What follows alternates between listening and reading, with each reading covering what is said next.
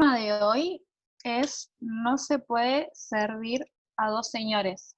Está basado en un estudio que hizo Parminder en Portugal y tomé bastantes cosas de ese estudio y como me pareció muy interesante, quiero compartirlos con ustedes. Voy a compartirles primero la pantalla para que puedan ver la diapositiva. Solange, creo que me tendrías que habilitar para poder compartir la pantalla. ¿Te habilito como el primer equipo o como el segundo equipo? Primero. El que tiene audio. No, perdón, el que no tiene audio. Ok. Ya está. Genial, gracias.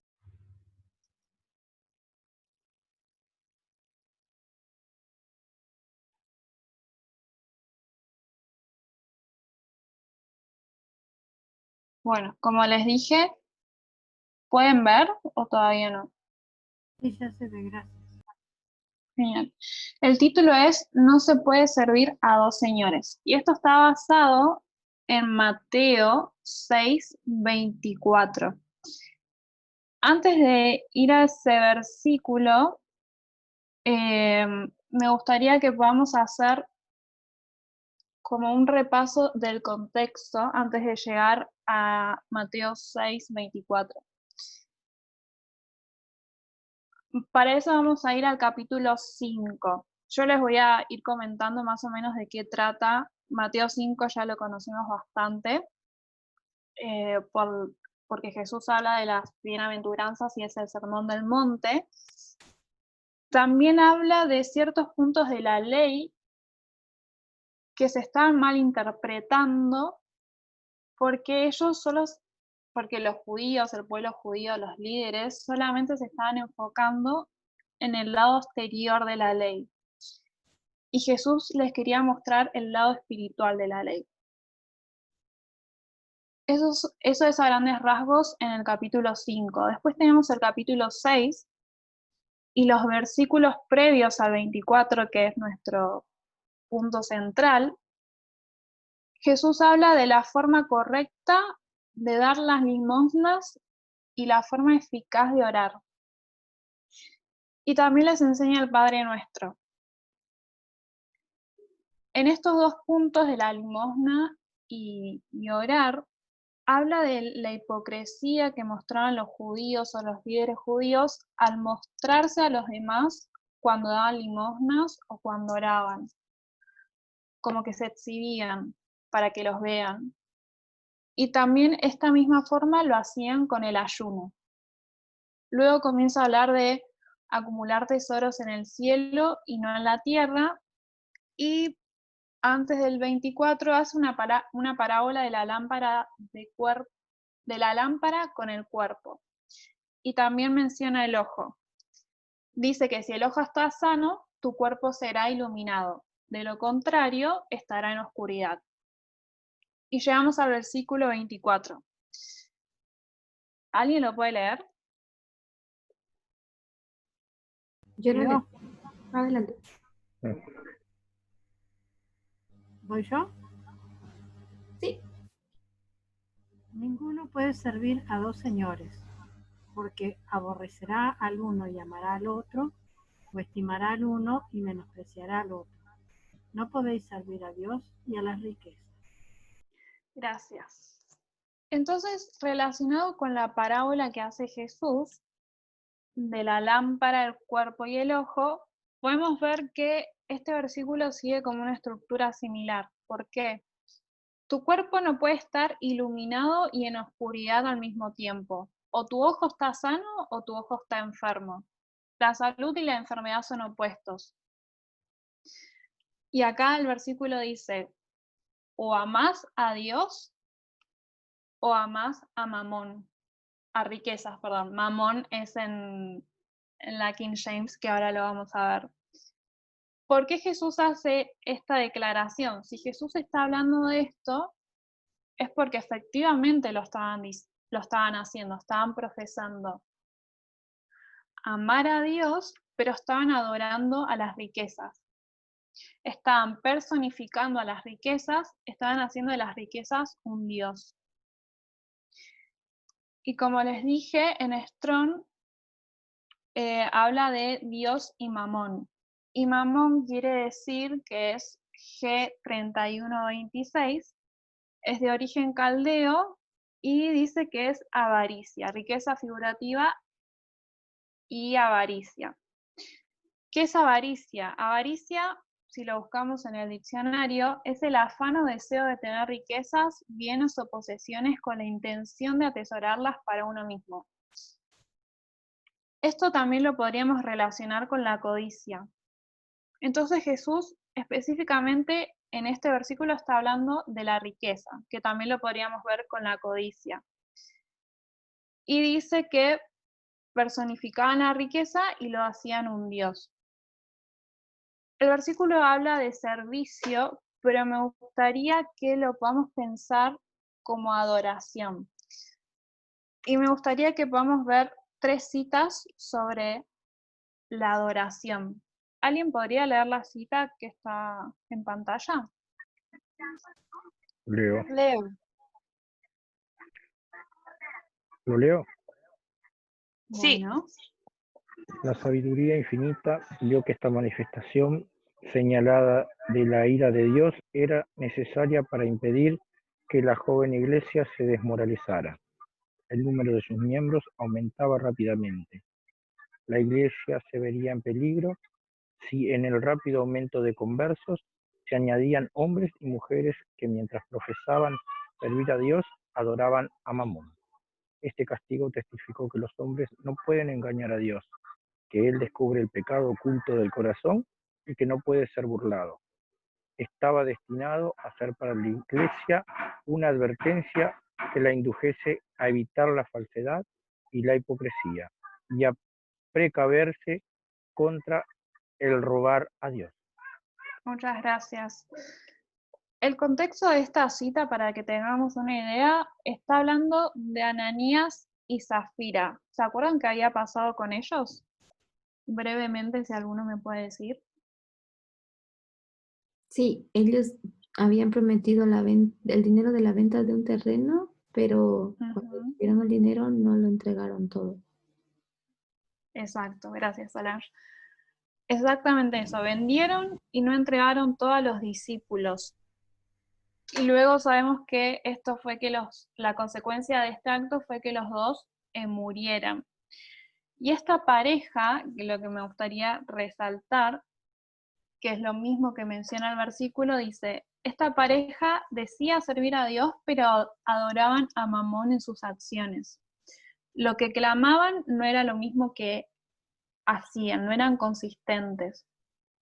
Amaban las riquezas, pero al amar a las riquezas odiaban a Dios, porque no puede servir a dos señores.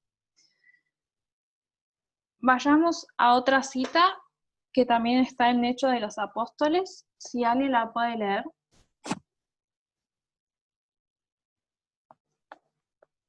Al entrar Pedro en la casa del gentil, Cornelio no lo saludó como a un visitante común, sino como a un ser honrado del cielo y enviado a él por Dios.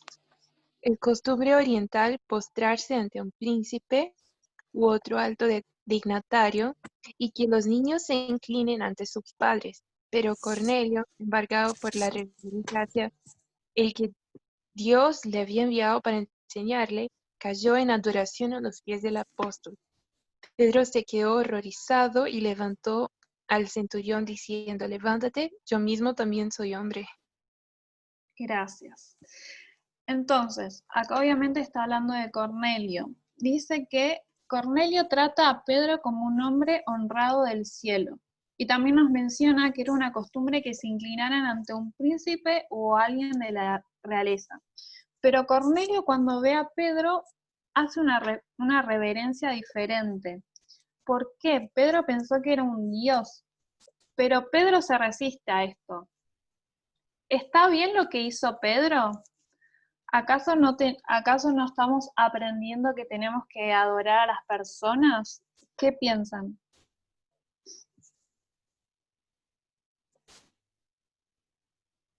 Creo que está bien lo que hizo él. ¿Por qué? Primero porque eso de postrarse, creo que para él, para ellos en ese momento tenía un otro significado. El hecho de que adoremos a los demás no nos hace postrarnos frente a alguien, así como la adoración que daríamos a un Dios, creo. No sé, Barbie. Exacto, sí, es así. O al menos también es lo que yo entiendo. Me gusta una de las definiciones que dio Parminder de adorar, que es amar al extremo, extremadamente. Esto no quiere decir que nos tengamos que postrar ante las personas. Nos podemos postrar ante un rey, alguien de la realeza en ese momento, y la cita dice que Cornelio lo hacía, pero eso tampoco quiere decir que amemos a la persona. La adoración no se trata de eso. La adoración verdadera se basa en el amor. Y me pareció interesante que obviamente Pedro se horroriza porque entendió que cuando uno se postra a los pies de alguien, lo estás tomando como un dios, pero también me gustaría que lo podamos ver de otra forma, sobre el tema de la igualdad. Y le dice, parafraseando, o como lo podríamos entender también, levántate porque soy igual a vos, no soy superior a vos. Un gentil no es mayor que un cristiano. Como que pareciera que Pedro le estaba diciendo que nosotros dos somos iguales, yo no soy un dios, no tenés que hacer eso conmigo. Me gustó eso de ver el tema de la igualdad. No sé si ustedes lo pueden ver también. Sí, tal cual es.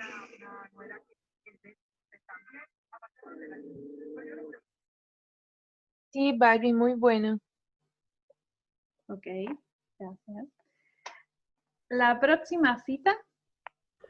Barbie, una preguntita. Sí. Con la cita anterior, entonces vos dijiste que estuvo bien que Pedro acepte la reverencia o no, porque viste que al final le Exacto. dice que se levante. Si estuvo bien que no acepte la reverencia. No entendí si Pedro aceptó o no aceptó y si estuvo bien o no, que acepte o no acepte. No, Pedro no la aceptó. La cita nos dice que quedó horrorizado y al ver que el centurión, que Cornelio se postró a sus pies, lo levantó, porque estaba mal lo que estaba haciendo. Y como nosotros entendemos la adoración no se trata, cuando hablamos de adorar a las personas, no se trata de postrarte, se trata de la forma en que amamos a las personas. Y igual ahora lo vamos a ir desarrollando más adelante, pero no, lo que hizo Pedro estuvo bien de levantarlo porque era incorrecto lo que estaba haciendo Cornelio. Gracias. De nada. ¿Alguien puede leer esta cita, por favor? Yo puedo. Poco después que Pedro fuera librado de la cárcel, Herodes fue a Cesarea. Mientras estaba allí, dio una gran fiesta con el fin de suscitar la admiración y conquistar el aplauso del pueblo. A esta fiesta asistieron los amantes de placeres de muchos lugares y se banqueteó mucho y se bebió mucho vino. Con gran pompa y ceremonia se presentó Herodes ante el pueblo y se dirigió a él en un elocuente discurso. Vestido con un manto resplandeciente de plata y oro que reflejaba los rayos del sol en sus relumbrantes pliegues y deslumbraba los ojos de los espectadores, era de imponente figura. La majestad de su aspecto y la fuerza de sus palabras bien escogidas ejercieron poderoso influyo sobre la asamblea. Sus sentidos estaban ya pervertidos por la gula y el vino, y se quedaron deslumbrados por los atavios de Herodes y encantados por su porte y oratoria, de manera que con frenético entusiasmo le tributaron adulación. Declararon declarando que ningún mortal podía presentar tal aspecto y disponer de tan sorprendente elocuencia. Dijeron además que aunque siempre lo habían respetado como gobernante, de ahora en adelante lo adorarían como Dios. Gracias. Acá vemos la misma temática o el mismo principio de la cita anterior. ¿A qué me refiero? Este es el mismo problema que tuvo Cornelio. Era normal respetar a un gobernante. El problema es que, como en esta cita, Herodes le estaban haciendo un dios. Ese es el problema. Y durante las clases, sé que en el librito también estuvimos estudiando con Solange sobre el tema de la adoración, del amor. Parminder estuvo hablando sobre esto en Portugal. Estuvimos viendo las formas correctas de amar, que es a lo que me refería con adorar, perdón, es a lo que me refería con esto de amar extremadamente al extremo. Y con estas 3 citas que vimos, me gustaría que podamos ver el lado incorrecto de la adoración. El tema de la adoración lo comenzamos a ver a través del estudio de los 10 mandamientos. ¿Qué hicimos? Separamos los primeros 4, que los podemos decir igual a Dios, y los últimos 6 igual al prójimo. ¿Qué metodología usamos para entender estos versículos?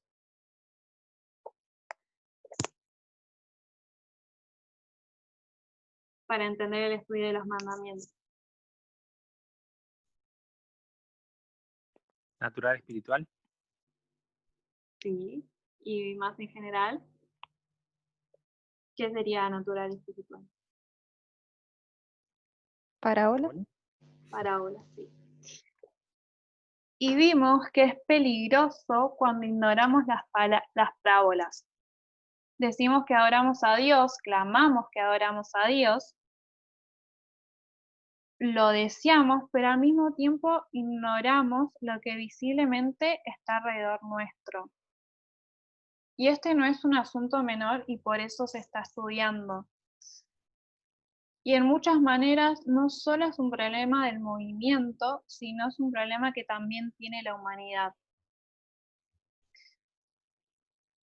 Y esto me parece interesante y a la vez es un tema por ahí controversial para otro cristiano o un adventista nominal, porque sabemos que de nosotros se requiere que adoremos a ídolos. Y cuando hablamos de ídolos, hablamos de seres humanos entre nosotros.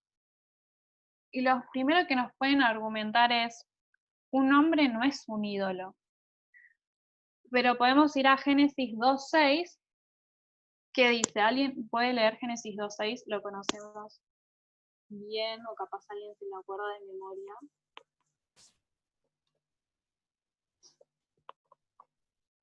Si alguien lo puede Yo leer. leo. Dice, sino que subía de la tierra un vapor, el cual regaba toda la faz de la tierra. Perdón, Génesis 1.26, Solange. Ok. Entonces dijo Dios, hagamos al hombre a nuestra imagen, conforme a nuestra semejanza, y señoree en los peces del mar, en las aves de los cielos, en las bestias, en toda la tierra, y en todo animal que se arrastra sobre la tierra. Gracias. Y si buscamos en la concordancia Strong, imagen es H6754. Y cuando habla de hacer al hombre a nuestra imagen, si lo buscamos, dice semejanza, figura representativa, sobre todo un ídolo. Entonces acá en el mismo versículo nos está diciendo que Dios creó un ídolo. Y los ídolos se crean para adorar. Entonces, ok, la persona te puede decir, bueno, puede ser que estés en lo correcto. Pero ahora nos puede contraargumentar con Mateo 6.24, que lo estuvimos leyendo, que es el tema de nuestro estudio. No puedes adorar a 2 señores, no puedes servir a 2 señores. Pero Mateo está hablando de no personificar a un Dios, como por ejemplo a las riquezas.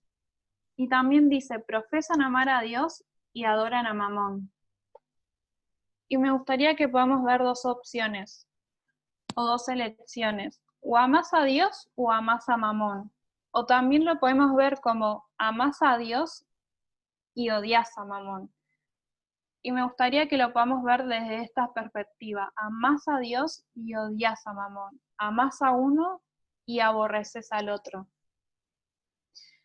Y ahora sí, si nos ponemos a pensar, si un padre maltrata a un hijo, si se dirige erróneamente a ellos, al hijo, si la forma de disciplina que le da es errada, y si todo esto lo hace en el nombre de Dios, es mentira, no es verdadero. Muchos padres usan de castigo mandar a sus hijos al cuarto, los aíslan y hasta a veces le prohíben comer. Y lo llaman a esto como un castigo válido. Pero como cristianos deberíamos saber, si es que conocemos al Dios que decimos adorar, que cuando un ser humano es creado, ¿qué es lo que tiene? ¿Qué es lo La que le imagen pertenece? de Dios. Derechos. ¿Cómo? Derechos, exacto. El ser humano tiene derechos inalienables. Y como cristianos podemos estar haciendo cosas en nombre de Dios, profesando servir a Dios, creyendo que estamos en la posición correcta. Cuando profesamos adorar a Dios tenemos que ser consecuentes y actuar según los principios del gobierno de Dios. Y cuando me refiero a los principios, me gustaría que nos enfoquemos en los derechos que tenemos como seres humanos, en respetar los derechos inalienables que tenemos. Ejemplo, comer, libertad, felicidad. Y estos derechos son inalienables, no los tenemos que demostrar. Además de los derechos que mencionamos, el derecho más importante que tiene un hombre, y el que necesita también, es el amor. ¿Y qué nos dice Dios en la Biblia? Dice, no es bueno que el hombre esté solo. Se requiere que el hombre tenga compañía, es necesario, es un derecho que tiene el hombre. Un ser humano no puede sobrevivir solo, o por lo menos no puede vivir así correctamente solo. Necesita a alguien a su lado. Entonces, cuando los padres le dicen a los hijos que se aíslen, los mandan a un cuarto a que se aíslen, lo podríamos ver como que le están sacando los derechos, porque Dios dice que no es bueno que el hombre esté solo. Cuando los padres dejan sin comida a sus hijos, es exactamente la misma situación. No es un regalo darle comida a los niños. No es un regalo para nadie. Los derechos no son regalos. Debemos ser cuidadosos al tratar a nuestro prójimo y entender si nuestras acciones están quitando o no los derechos que tenemos como seres humanos. Hay una cita de Elena de White que habla sobre la comida, que creo que no la puse, pero la puedo leer. Está en Consejos sobre la Salud. Después, si quieren, la mando al grupo. No la voy a leer toda, sino solo una parte. Algunos no creen que es un deber religioso preparar adecuadamente la comida. Por lo tanto, no tratan de aprender cómo hacerlo. Y después Elena de White comienza a hablar de la forma correcta de hacer un pan. Y hacer adecuadamente una comida para una persona, ¿creen que puede ser una forma de adoración? Sí, ¿Por qué?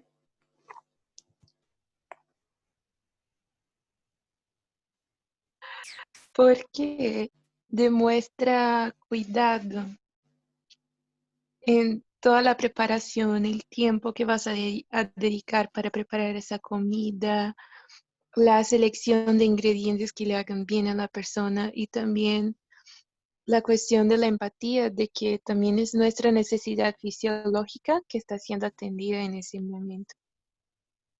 Yo pienso que Bien, sí, sí. por el hecho de que el mensaje también está, o sea, la palabra de Dios está simbolizada por alimentos, por el maná, por el pan de la proposición, incluso en las carnes, o sea, tenía como símbolo el mensaje, entonces de forma de parábolas podemos ver que tiene algo que ver con la adoración. Genial, sí. Gracias.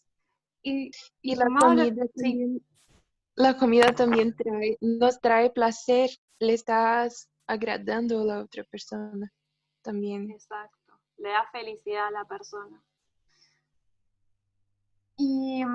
Y sumado a lo que dijeron, me gustó que Elena de White dice que también es un deber religioso. ¿Y por qué? Por esto por lo que estuvieron comentando. Por eso el tema de la comida, de darle de comer a alguien, también lo podemos ver como un derecho inalienable.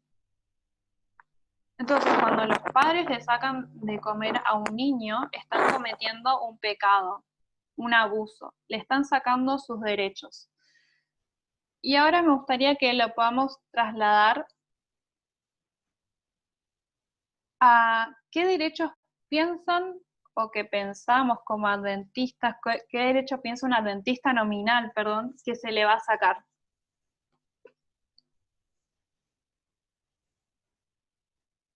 ¿Cómo?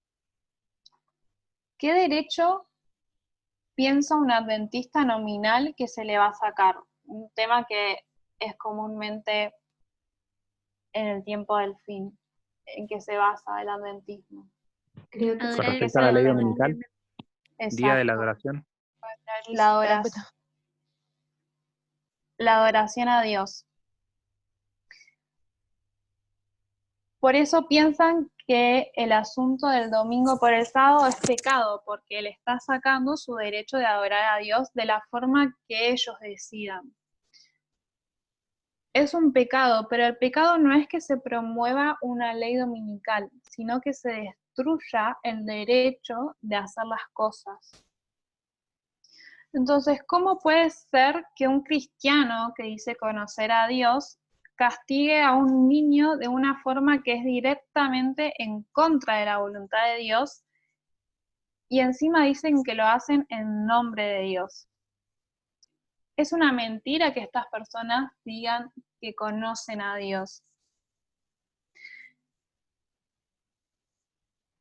Y capaz este ejemplo es alejado de la realidad que por ahí tenemos nosotros, porque algunos no somos padres o como padres no hemos hecho eso.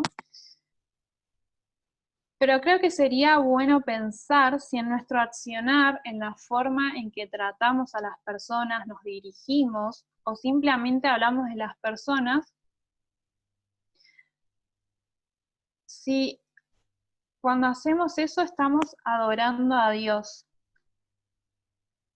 Creo que sería bueno que podamos pensar, meditar en cuáles son los derechos inalienables que tenemos como seres humanos y analizar, ser conscientes si respetamos los derechos de las personas que están a nuestro alrededor, como nos gusta que respeten nuestros derechos, porque todos tenemos los mismos derechos. Porque podemos estar creyendo que respetamos los derechos de las personas, diciendo que profesamos servir a Dios, cuando en realidad estamos adorando a Mamón. Y este es un asunto profético, por eso se está abordando, por eso Parminder lo comenzó a estudiar y por eso es de gran importancia. Muchas veces nos enfocamos tanto en la ley dominical que nos olvidamos del cumplimiento de este asunto que está pasando hoy. Y muchas veces creo que no vemos la seriedad de este tema. Y esto lo podemos ver fácilmente en Estados Unidos. En Estados Unidos tenemos cristianos que están promoviendo a una persona para hacer la voluntad de ellos, que sería Donald Trump. ¿Y qué quiere Trump? Lo que el pueblo le está pidiendo, el pueblo cristiano. ¿Y qué es lo que le está pidiendo? Una nación cristiana, una nación que tenga como prioridad servir a Dios, honrar a Dios, adorar a Dios. Y este concepto se ha ido desarrollando hasta que llegamos a un punto donde las personas piensan que hay que amar a Dios y odiar al prójimo. ¿Y a qué nos referimos con odiar a nuestro prójimo según el contexto, en el contexto que estamos viendo? Sacarle los derechos a las personas, no respetar los derechos inalienables que tienen las personas y pedir que los prueben cuando no los deberían probar. Entonces, en Estados Unidos tenemos un hombre que tiene como proyecto amar a Dios por encima del prójimo, que tiene como proyecto no respetar los derechos de las personas, clamando que está haciendo eso, y al hacer eso hace la voluntad de Dios. Y como dijimos, la clásica posición adventista sobre esto es la ley dominical, que es igual a no es nada más que amar a Dios sobre los humanos. El principio es correcto, porque estamos llegando a un periodo donde las personas quieren servir a Dios en vez de servir al prójimo. Y como buenos adventistas, eso lo llamamos la ley dominical. Pero es un mal entendimiento en la inspiración, pero el principio en sí está correcto. Y me gustaría que podamos refrescar un versículo que está en 1 de Juan 4:20, que es donde nos basamos para estudiar el tema de los mandamientos. Si alguien lo puede leer, o si se lo acuerdan, 1 de Juan 4:20.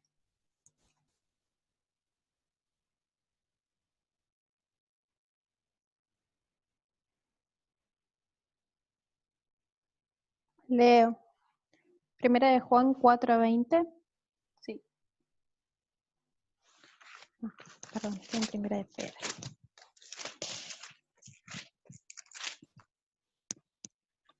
Si alguno dice, yo amo a Dios y aborrece a su hermano, es mentiroso. Pues el que no ama a su hermano, ¿a quien ha visto? Pues el que no ama a su hermano, ¿a quien ha visto? ¿Cómo puede amar a Dios a quien no ha visto? Gracias. Y me gustaría recordar que en Mateo 6:24 tenemos a dos señores, a Dios y a Mamón o las riquezas. Y quiero que por ahí lo podamos llevar a nosotros, a lo que estamos estudiando y relacionando con 1 de Juan 4:20. ¿Quiénes serían los dos maestros para nosotros en nuestra historia? En relación a 1 de Juan 4:20.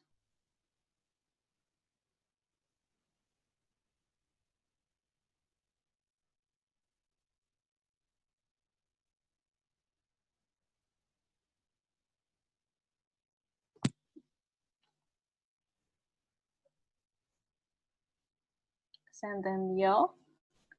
No. ¿Me puedes repetir? Nuestro prójimo y Dios. Exacto. Esos son los dos señores. 1 de Juan está hablando de Dios y el prójimo. Y me gustaría que en relación a Mateo 6:24 podamos ver que nuestros dos señores es Dios y el prójimo. O amás a Dios o amás a tu prójimo. Y lo que está pasando hoy es esto. Las personas promueven a Dios, los cristianos promueven a Dios, y esto lo podemos ver fácilmente en Estados Unidos. Dicen, debemos obedecer a Dios, y por definición odias a tu prójimo, que es lo que dice 1 de Juan 4:20. Y muchas personas justifican que si amás a Dios, primero entonces amás a tu prójimo. Pero ¿cómo tenés la habilidad de amar a tu prójimo? Y ellos responden amando a Dios. Pero este concepto es errado. Hacemos muchas concesiones sobre esto, sobre si primero tengo que amar a Dios para entonces amar a mi prójimo, y utilizamos esto o las personas utilizan esto para divulgar información falsa, para torcer historias, para acusar a personas por nombre, para humillar a las personas públicamente. ¿Y todo esto en nombre de qué? del amor por Dios. Y las personas pueden mostrar como amo tanto a Dios que estoy dispuesto a acusar a las personas públicamente, decir mentiras sobre ellos. Y esto lo podríamos relacionar con la frase famosa de el fin justifica los medios. El fin Dios, el fin que sería Dios, lo podemos justificar con cualquier cosa que hagamos a los seres humanos. Y esto es lo que está pasando hoy en nuestros ojos. Entonces, estos cristianos quieren servir a Dios, quieren confiar en Dios. ¿Y cuál es la mayor frase que usa Trump y que también usan los seguidores de Trump? Una frase muy famosa. Make America great again. Ser América grande nuevamente. Exacto. ¿Y qué significa esta frase? Muchas veces ¿La podrían repetir que no lo oí? hacer grande América de nuevo. Ah, sí. ¿Y qué significa esto? Y muchas veces pensamos que es un proyecto malvado, que Trump se quiere llenar de plata, pero no se trata de esto. Ese no es el asunto. Trump quiere hacer de Estados Unidos la tierra gloriosa. ¿Y qué quieren proteger los cristianos, los protestantes, basados en la teoría del dispensacionalismo? Ellos quieren proteger la tierra gloriosa. ¿Y quién es la tierra gloriosa en la actualidad para los cristianos protestantes que creen en la teoría del dispensacionalismo? Israel. Exacto, Israel. Entonces, ¿por qué Trump quiere hacer grande América de nuevo? Porque no puede proteger a Israel a menos que América no sea grande. Estados Unidos necesita ser grande para proteger a Israel. Y es esto la base primero de la teoría del dispensacionalismo y también es lo que hay detrás de las políticas de Trump. Y por eso están tan enfocados en Medio Oriente, porque quieren proteger a Israel. Entonces Trump es la figura de los protestantes en Estados Unidos, que quieren colocar a Dios por encima de todo. Cuando haces eso, ¿qué pasa? Estuvimos viendo Mateo 6:24, amarás a uno y aborrecerás al otro. Colocás a Dios por encima de todo y terminás odiando a tu prójimo. Y me gustaría relacionar esto con las 3 pruebas que tenemos nosotros. ¿Cuáles son?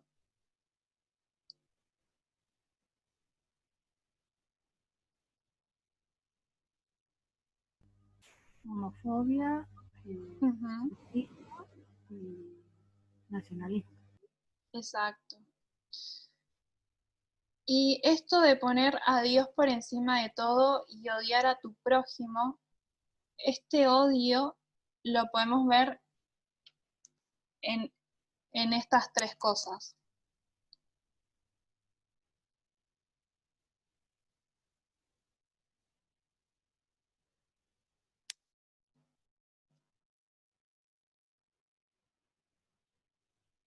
Hola, ¿me escuchan? Ahora sí. Genial, perdón. Entonces, este odio lo podemos ver en estas 3 pruebas. Este odio, por ejemplo, hablando del nacionalismo, lo podemos ver en las políticas de anti-inmigración. ¿Qué dice Trump de los inmigrantes? ¿Son todos ladrones? ¿Son todos unos asesinos? Entonces, si él dice amar a Dios, tiene que proteger a su país cristiano, a su pueblo. ¿Es eso nacionalismo? Después tenemos el sexismo. Y hay un tema que es recurrente sobre este asunto, que son los derechos reproductivos de las mujeres. Y cuando me refiero a esto, me refiero al aborto y los anticonceptivos. Y todo esto es sobre los derechos de las mujeres en controlar sus propios cuerpos. Y cuando hablamos de aborto y anticonceptivos necesitamos entender cuál es el principio que hay detrás de esto. Y muchas veces los cristianos, o como cristianos, pensamos que Dios inventó el sexo para tener bebés, como una fábrica. Y por eso mismo citamos los 10 mandamientos y decimos que no está permitido matar. Y todas estas declaraciones son lógicas cuando decimos que amamos a Dios. Pero ¿qué terminamos haciendo? Cuando amas a Dios, odias a tu prójimo. Y 1 de Juan 4:20 no es un asunto sobre odiar a tu hermano. También lo podemos ver, no es solo un asunto sobre odiar a tu hermano, también lo podemos ver como un asunto sobre odiar a las mujeres. ¿Y qué significa que las odiamos? ¿O que se las odia? Es eso lo que por ahí no estamos viendo. Cuando servimos a Dios, estamos forzados a odiar a las mujeres y a todos los seres humanos. Y es un asunto profético. Amar a Dios y odiar a los humanos es nacionalismo, sexismo y homofobia. No se trata del odio como comúnmente lo pensamos o lo solemos ver. Yo puedo decir, amo a tal persona que no nació en mi país, amo a esa persona que es un extranjero, amo a tal mujer, pero la forma en que los trato no es consistente con lo que digo sentir. La forma en que se las trata es odio, diciendo que no son iguales. ¿Y qué es esto? Según 1 de Juan 4:20, es odio. Nacionalismo es odiar a las personas de otras etnias. Y no es sobre el color de piel. En Estados Unidos, ellos no solo odian a los mexicanos o a los latinos, ellos también odian a los franceses, a los europeos, y el color de piel de los franceses y europeos es el mismo. El asunto del nacionalismo no es sobre el color de piel. Después también mencionamos la homofobia. Y ya estamos conscientes de que se está hablando sobre este tema en el movimiento. Sabemos que todavía no tenemos una posición, pero me gustaría que podamos seguir la misma lógica que seguimos con el nacionalismo y el sexismo. En decir que amar a Dios es la motivación para odiar a los homosexuales. Y también no se trata por ahí de solo amo a Dios y odio a mi prójimo. También lo podemos relacionar con la palabra obedecer. Hechos 5:29 dice, respondiendo Pedro y los apóstoles dijeron, es necesario obedecer a Dios antes que a los hombres. Entonces, en vez de decir amor, también lo podemos ver como obedecer. Si amas a Dios, obedeces a Dios, vas a tener un problema con la inmigración, con los derechos de reproducir de las mujeres y con la comunidad LGBT. ¿Por qué? Porque no les vas a querer dar los derechos que ellos merecen cuando decís amar a Dios. Y todo esto está basado sobre que se ama a Dios por encima de los humanos. Y el modelo americano, el modelo que presenta Estados Unidos, es este. Si sos un sacerdote y tenés que servir a Dios, no tenés que servir a tu prójimo. A tu prójimo que relacionándolo con la parábola del buen samaritano, el prójimo que fue atacado por los ladrones y fue tirado al piso, al lado del camino. Y si pensamos en los samaritanos, ellos no piensan de esa forma, por eso actuaron distinto, ni siquiera conocen a Dios. Y creo que nos debería sorprender que la nación que debería ser la tierra gloriosa, Estados Unidos, haya llegado al punto en el que, por ejemplo, piensa que la medicación, que la atención médica es un regalo y no un derecho que tienen las personas. Y que esto está basado en la perspectiva de Dios. Y todos esos asuntos que estamos hablando están basados en el asunto de quién vamos a adorar. Y hablando de la atención médica y diciendo que no es un regalo, sino que es un derecho, me puse a pensar si para Jesús el tema de la atención médica, de sanar a las personas, era un regalo o un derecho. ¿Y por qué sanaba a Jesús? ¿Y por qué específicamente tenemos registros en la Biblia que lo hacían sábado?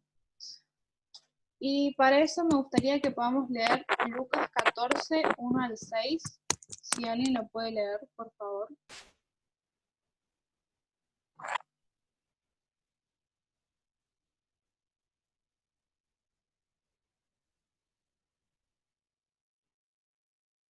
Leo.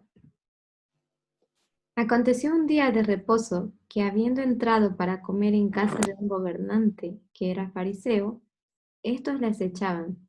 Y aquí estaba delante de él un hombre hidrópico. Entonces Jesús habló a los intérpretes de la ley y a los fariseos diciendo: ¿Es lícito sanar en el día de reposo? Mas ellos callaron. Y él, tomándole, le sanó y le despidió. Y dirigiéndose a ellos, dijo: ¿Quién de vosotros, si su asno o su buey cae en algún pozo, no lo sacará inmediatamente, aunque sea en día de reposo? Y no le podían replicar a estas cosas.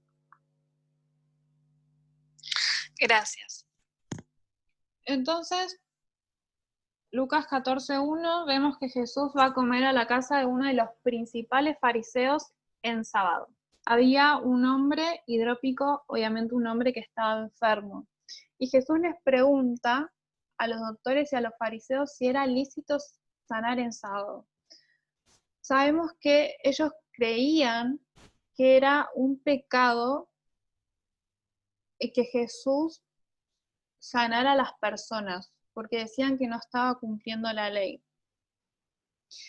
¿Y qué hace Jesús? Jesús lo sana al hombre hidrópico.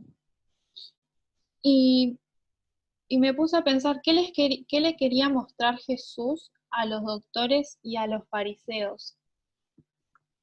Y me gustaría que lo podamos pensar en la lógica que estuvimos desarrollando, es que ellos no lo hacían, no querían ayudar al prójimo en sábado porque ellos estaban amando a Dios guardando el sábado. Y se cumple el mismo principio de Mateo 6:24. Ellos estaban amando a Dios, pero al hacer esto, estaban odiando al prójimo. ¿Lo pueden ver? Claramente. Genial. Y después Jesús menciona dos parábolas que son muy interesantes, por ahí no las voy a desarrollar en detalle, pero la primera parábola habla de, Jesús les cuenta la parábola de unos invitados que se sentaban en los primeros lugares.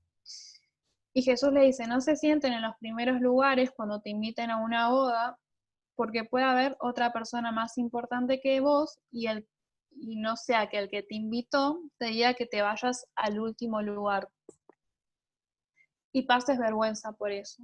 Entonces Jesús que les dice, sentate al final de todo para que el que te invitó te diga que te sientes más adelante y para eso, y eso te va a dar honor.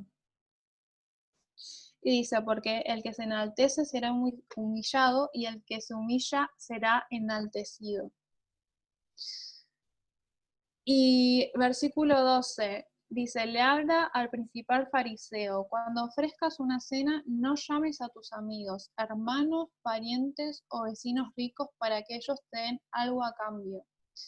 13 y 14. Llama a los pobres, mancos, tullidos y ciegos, y serás dichoso porque no te pueden devolver eso, pero serás recompensado en la resurrección de los justos.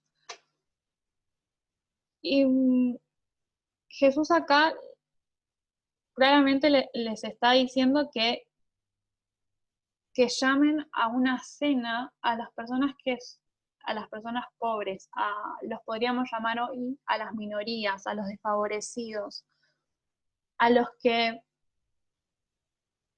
se les están destruyendo sus derechos. Después sigue con otra parábola que empieza en el versículo 15, que es la parábola de la gran cena. Y dice que, versículo 16, un hombre hizo una gran cena e invitó a muchos. 17, y a la hora de la cena mandó a un siervo a decir a los invitados, vengan que está todo listo. La invitación ya estaba hecha. Lo que ahora hizo el Señor fue decirle a sus siervos que le avisen a los invitados que la cena ya estaba lista. O sea, los invita 2 veces. Pero, ¿qué empezaron a hacer? Llama a 3 personas. Esas personas empezaron a disculparse y comenzaron a rechazar la invitación. Y si pueden ver el 18, 19 y 20, son personas, una dice que compró una hacienda, otra dice que compró 5 pares de bueyes y otra dice que se acababa de casar y no podía ir. Y me gustaría ver que podamos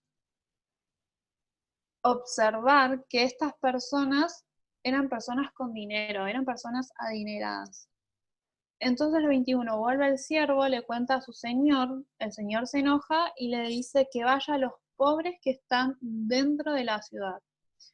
Dice, pobres, mancos, y lisiados y ciegos, carentes de derechos, a los que se le estaba destruyendo sus derechos. Vuelve el siervo en el versículo 22 y le dice que todavía hay lugar. Entonces, ¿qué le dice al Señor? Bueno, ahora anda a los caminos, anda a buscar a los pobres afuera de la ciudad. Son estos mismos pobres a los que se les destruye los derechos, pero ahora no vayas a los que están adentro porque ya fuiste y ya se llenó la mesa, pero todavía hay lugar, entonces anda a los pobres que están afuera. Y me pareció interesante estas parábolas y todo el capítulo 14, porque Jesús les cuenta estas parábolas en un contexto de sábado. Sabemos que ellos adoraban el sábado de una forma totalmente conservadora y no entendían el lado espiritual del sábado. ¿Y qué les está diciendo Jesús con las parábolas? Con sanar al hombre hidrópico. Les está diciendo que adoren a esas personas, porque adorando a esas personas ellos iban a guardar el sábado. Entonces hay 2 puntos que me gustaría resaltar. Jesús demostró que ellos clamaban amar a Dios y al mismo tiempo al hacer eso estaban odiando a su prójimo. Y Jesús les estaba mostrando cómo ellos debían adorar y servir. Y otro punto es que hay un marcado contraste entre los ricos y los pobres, los desfavorecidos. Y son estos desfavorecidos, son a quienes hay que proteger, son a quienes hay que llamar y quienes van a completar la mesa de la gran cena, la minoría, los desfavorecidos. Entonces, como dije antes, todo esto se trata sobre a quién vamos a adorar. Y para terminar, me gustaría leerles una cita que está ahí en pantalla. Dice, a tu prójimo como a ti mismo. Surge la respuesta, ¿quién es mi prójimo? Lucas 10:29. Su respuesta es la parábola del buen samaritano, la cual nos enseña que cualquier ser humano que necesita nuestra compasión y nuestros buenos servicios es nuestro prójimo. Los dolientes e indigentes de todas las clases son nuestros prójimos, y cuando llegamos a conocer sus necesidades, es nuestro deber aliviarlas en cuanto sea posible. En esta parábola se saca a luz un principio que todos los que siguen a Cristo deberían adoptar. Suplir primero las necesidades temporales de los menesterosos, aliviad sus menesteres y sufrimientos físicos, y luego hallaréis abierta la puerta del corazón, donde podréis implantar las buenas semillas de virtud y religión. Esto es lo que les quería compartir hoy. Qué interesante, Barbie, que ahí primero dice que aliviemos primero los sufrimientos físicos para llegar al corazón. Es medio que un fractal, como una parábola de lo más grande, de que debemos amar primero lo tangible, lo que vemos, para después alcanzar lo que no vemos, lo espiritual. Exacto, y también me pareció interesante sobre lo que comentaste, que obviamente nosotros ahora tenemos que tratar con levitas, con netineos, y cuando ellos pueden ver en nosotros amor, cuando pueden ver que los amamos, es distinto cuando si ellos sienten desprecio de nuestra parte. Y me gustó esto porque dice, suplir primero las necesidades temporales y luego hallaréis abierta la puerta del corazón, donde podréis implantar las buenas semillas de virtud y religión.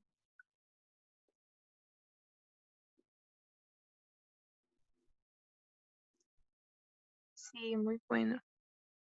Gracias, Barbie, estuvo muy bueno, me gustó.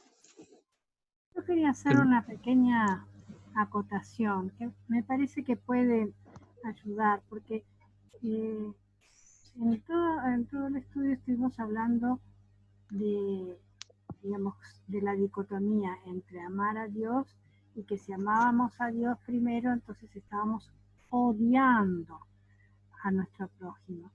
Y en realidad lo que he oído, no soy investigadora, no lo he investigado yo, pero lo he oído, es que cuando en la Biblia se habla de aborrecer, no es como nosotros tenemos idea de que cuando uno aborrece odia, sino que en la Biblia aborrecer es amar menos.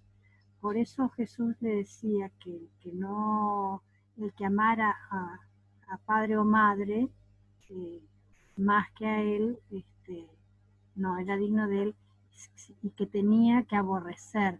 Y aborrecer no es que uno tenga que odiar a padre o madre, al revés, sino es amar menos, o sea, es diferente que odiar.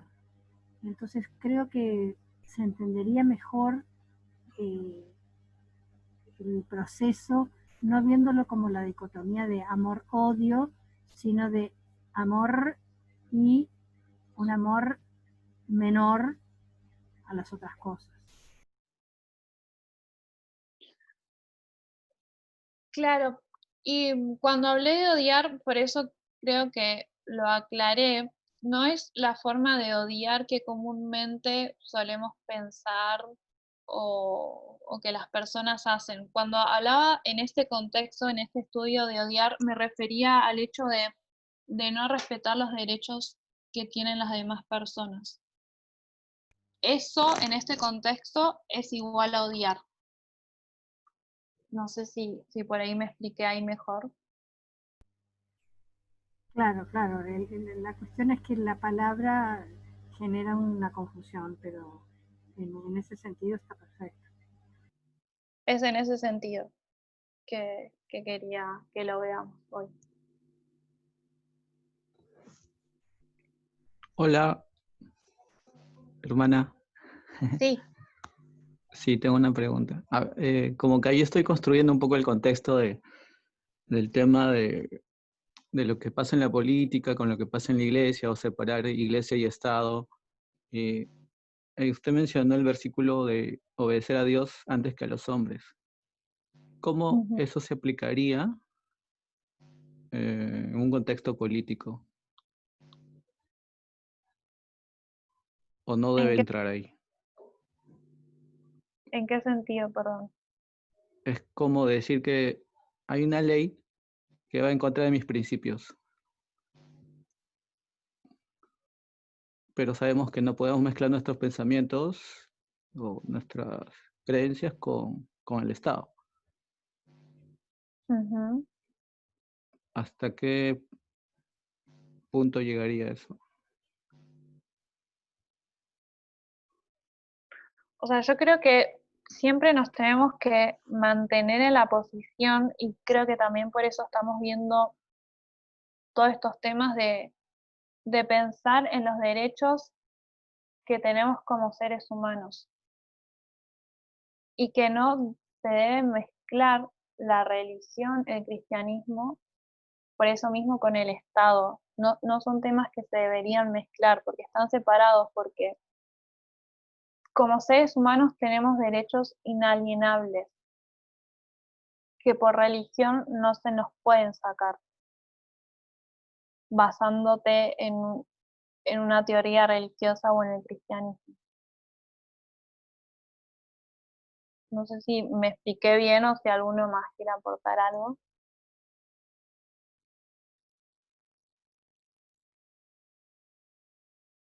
Matías, tu pregunta tenía que ver con hasta qué punto nosotros tenemos que obedecer al hombre o obedecer a Dios.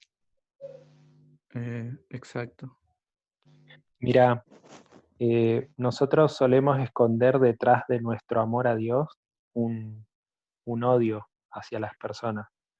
Entonces, lo ocultamos detrás de esa frase de decir, yo tengo que amar a Dios antes que al hombre, tengo que obedecer a Dios, como dijo Barbie, antes que a los hombres. Pero el tema es que detrás de esa obediencia que nosotros profesamos, estamos desobedeciendo también, porque son dos los mandamientos que nos dio Dios. Amar a Dios sobre todas las cosas, que eso significa obedecerlo antes que a los hombres, pero el otro mandamiento también es parte del mandamiento de Dios, y es amar a tu prójimo como a ti mismo.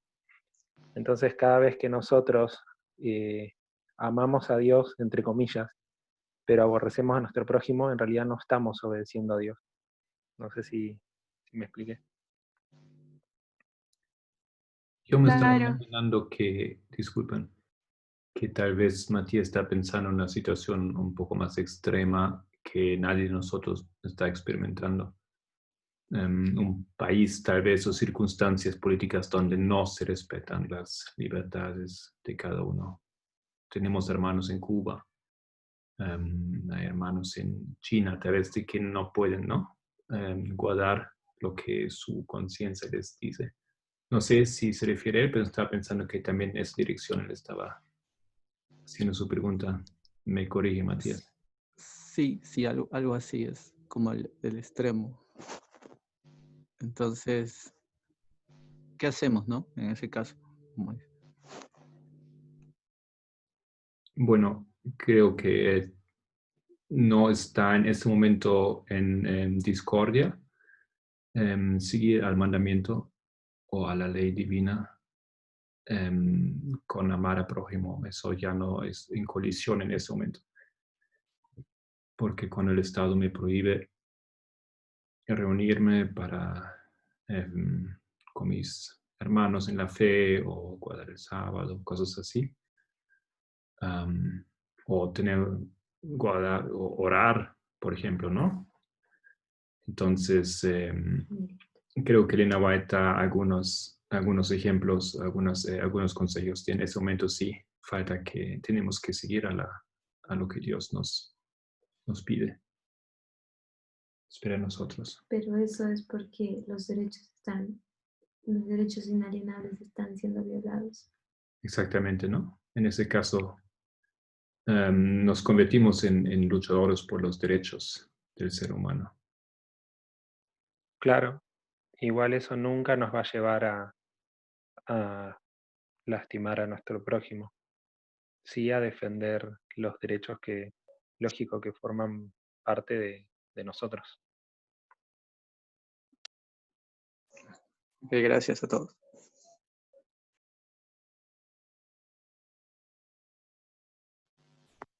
No sé si alguien tiene alguna pregunta.